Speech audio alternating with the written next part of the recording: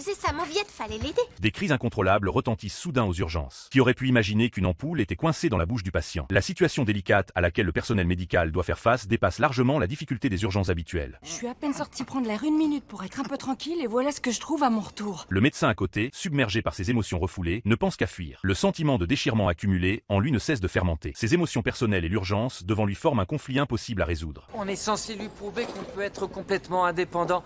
Je vais réessayer avec le Makivore. Il faudrait pas lui déchirer le masséter. Mais si le calbouche lui tombe dans la gorge, il aura des morceaux de verre et du vomi dans les poumons.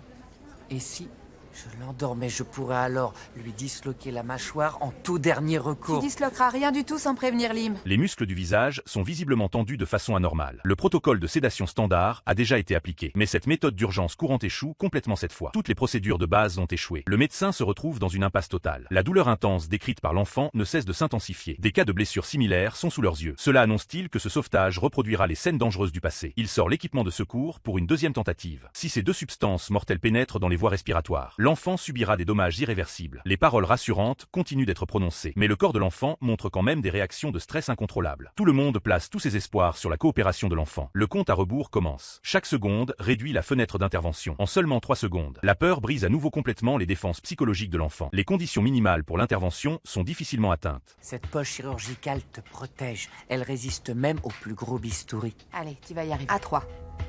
1, 2, 3.